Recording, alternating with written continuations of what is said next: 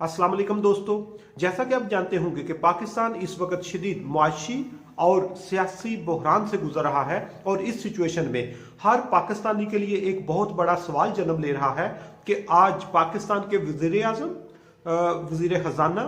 वज़ीर खारजा, वज़ीर इन्वायरमेंट और इसके अलावा बहुत सारे सूबाई वज़ारा जो हैं उनकी टीम के साथ साथ मियां मोहम्मद नवाज शरीफ और मरियम नवाज स्विट्ज़रलैंड के शहर जिनेवा में मौजूद हैं और वहां पर वो यूएन के साथ एक गवर्नमेंट ऑफ पाकिस्तान की जॉइंट जो कॉन्फ्रेंस है उसमें शिरकत करने जा रहे हैं, जिसका टाइटल है रेजिलिएंट पाकिस्तान, कि पाकिस्तान को कैसे महफूज करना है। उस पर एक कॉन्फ्रेंस हो रही है और आज के सेशन में आपके साथ ये डिस्कस करूंगा कि इस कॉन्फ्रेंस का सबसे बड़ा मकसद क्या है, दूसरे नंबर पर इसमें हमारी तवक्कुआत क्या है, हम क्या एक्सपेक्टेशन लेके वहां पे गए हैं, और तीसरे नंबर पर इससे क्या आउटकम आने के चांसेस हैं। सबसे पहले ये बताता जाऊं कि जिस वक्त आपको आइडिया होगा कि 6 माह पहले जिस वक्त पाकिस्तान में शदीद सैलाब थे तो उससे पाकिस्तान के तकरीबन 30 मिलियन लोग जो है वो डिस्टर्ब हुए। पाकिस्तान का एग्रीकल्चर सिस्टम सारा तबाह हो गया, जिससे ग़िज़ाई किल्लत का खदशा पैदा हो गया और उसके साथ साथ पाकिस्तान में तकरीबन उन्होंने एस्टिमेट किया था 40 अरब डॉलर का नुकसान हुआ। और उस सूरत में जब यूएन के जनरल सेक्रेटरी ने पाकिस्तान का दौरा किया तो उन्होंने कहा कि जो मौसमी पूरी दुनिया में तब्दीलियां आ रही हैं उसका सबसे ज्यादा नुकसान पाकिस्तान का हो रहा है, इसलिए पाकिस्तान को इस वक्त पूरी दुनिया जो है वो सपोर्ट करे। और उसी की बेस पर आज 9 जनवरी को जो पूरी दुनिया में रेजिलिएंट पाकिस्तान के नाम से जो कॉन्फ्रेंस हो रही है, ये यूनाइटेड नेशन और पाकिस्तान का जॉइंट वेंचर है, जिसमें पाकिस्तान के जो वजीर आजम हैं, वजीर खारजा हैं, हमारे जो वजीर प्लानिंग कमीशन है एहसन इकबाल साहब और वजीर खजाना इसाक डार, ये अपना केस प्रेजेंट करेंगे, ये नुकसानात का जायजा लेंगे और इस पे जो उन्होंने एक पेपर या कॉन्सेप्ट नोट तैयार किया है वो मेरे पास मौजूद है और उसमें 4 एंगल से ये चीजें डिस्कस करेंगे, जिसको उन्होंने कहा कि 4 आवर्स फ्रेमवर्क। इस 4 आवर्स फ्रेमवर्क में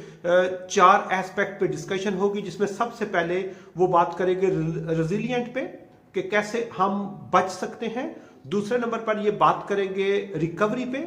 तीसरे नंबर पर ये बात करेंगे रिहैबिलिटेशन पे और चौथे नंबर पर ये बात करेंगे रिकंस्ट्रक्शन पे। इन 4 चीजों को कि जिन इलाकों में सैलाब आए हैं उनको सबसे पहले कैसे रेजिलिएंट के उनको वहां से बचाया जा सकता है, फिर इनको कैसे रिकवरी की तरफ लेके जाया जा सकता है, फिर रिहैबिलिटेट इनकी इकोनॉमिक अपॉर्चुनिटीज को दोबारा कैसे जन्म दिया जा सकता है, और आखिर में रिकंस्ट्रक्शन जो सबसे मुश्किल काम होता है उस पर ये लोगों को ब्रीफ करेंगे। यहाँ पे दुनिया के बहुत सारे वज़ारा और वज़ाराए आज़म और सदूर जो हैं वो इसमें बहुत सारे लोग ऑनलाइन ज्वाइन करेंगे, बहुत सारे लोग वहां पे अवेलेबल हैं जहां पे पाकिस्तान की पूरी टीम होगी। और ये जो गवर्नमेंट ऑफ पाकिस्तान यूएन के साथ मिलकर ये जॉइंट वेंचर कर रहा है, इनका टारगेट है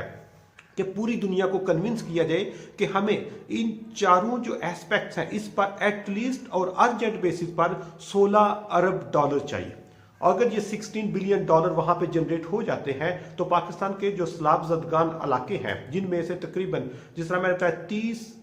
मिलियन लोग जो हैं वो डिस्टर्ब हैं और उनकी रिकवरी जो है वो पॉसिबल है, लेकिन क्योंकि इनको 4 से 6 माह गुजर चुके हैं सैलाब को, तो अभी तक पूरी दुनिया ने उस तरह कोऑपरेट नहीं किया जिस तरह पूरी दुनिया में इससे पहले होता है कोई भी इस तरह का इवेंट आए। और उसमें सबसे पहली वजह पाकिस्तान का ट्रस्ट डेफिसिट है कि हमारे जो फंड्स की एस्टिमेशन होती है, हमारे फंड्स की जो एलोकेशन होती है और हमारे फंड्स की जो यूटिलाइजेशन होती है, इस पर बहुत सारे सवालिया निशान है। इवन यूएनओ अभी भी हमारे डेटे को शक की नजर से देख रहा है कि पाकिस्तान ने जो एस्टिमेशन दी है, पाकिस्तान के जो लोग डिस्टर्ब हुए हैं या पाकिस्तान को जो पैसे चाहिए उन पे भी वो शक की नजर से देख रहे हैं, पहली चीज है। दूसरे नंबर पर इस वक्त पाकिस्तान सियासी तौर पर अदम इस्तेहकाम का शिकार है। यहाँ पे कोई भी बड़ा डोनर, कोई भी बड़ा इन्वेस्टर पाकिस्तान में कोई बड़ा प्रोजेक्ट लॉन्च नहीं करेगा जब तक सियासी तौर पर मुल्क इस्तेहकाम की तरफ नहीं जाता। और तीसरे नंबर पर पाकिस्तान इस वक्त IMF का भी डिफॉल्टर हो चुका है। IMF पाकिस्तान को सपोर्ट करने के लिए बिल्कुल रजामंद नहीं है और उसकी वजह से हमें शायद इधर से बहुत बड़े बेनिफिट वो हम जो एक्सपेक्ट करके जा रहे हैं वो हमें शायद यहाँ से ना मिले। दूसरे नंबर पर यह भी साथ बताता जाऊं कि ये जो $16 बिलियन का हम उनसे रिक्वेस्ट करने जा रहे हैं, ये जाते ही हमें पैसे पकड़ा के पॉकेट में ये नहीं देंगे कि जाओ जाके इनकी रिकवरी करो। नो, वहां पर मुख्तलिफ कंट्रीज आके इनके साथ पार्टनरशिप करेंगे। कोई कहेगा हम वहां पर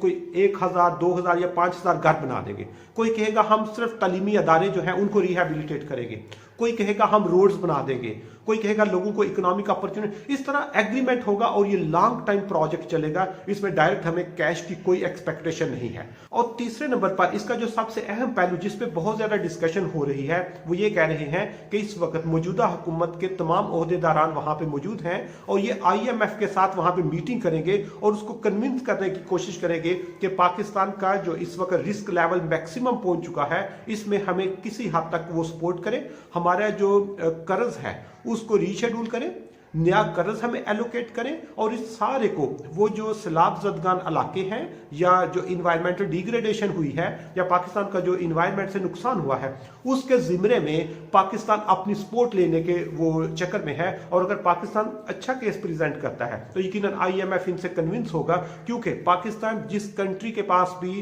फंड लेने के लिए जा रहा है वो कहते हैं सबसे पहले आप IMF के साथ जो है वो डील करें, IMF को कन्विंस करें। अगर IMF आपके साथ कन्विंस हो जाता है तो सऊदी अरब भी इमदाद करने को तैयार हो जाएगा, यूनाइटेड अरब एमिरेट्स भी हमें इमदाद देने को तैयार हो जाएंगी, friends of Pakistan, Japan, China, ये सारे हमें सपोर्ट करेंगे। लेकिन उसकी पहली कंडीशन है कि हमें IMF जो है वो कन्विंस, क्योंकि हमने IMF की जो कंडीशन थी हमने डिनाई भी किया और उसको नॉन प्रोफेशनल डील भी किया। इसलिए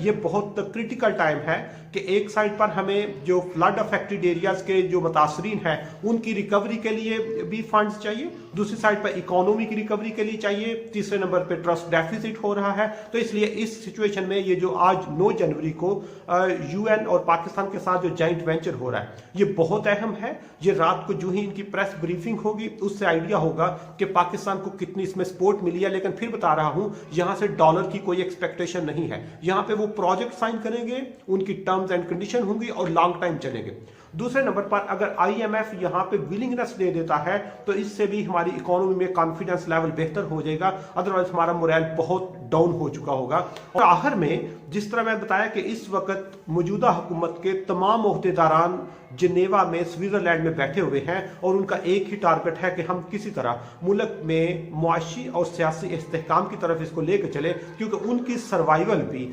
इस्तेहकाम के साथ है, उनका जो बचाव है वो भी इस्तेहकाम के साथ है, उनका जो वोट बैंक है वो भी इस्तेहकाम के साथ है, उनकी रिस्पेक्ट भी इसके साथ है। इसलिए वहां पर जो मियां नवाज शरीफ से लेकर मरियम नवाज, वजीर आजम से लेकर वजीर खजाना तक,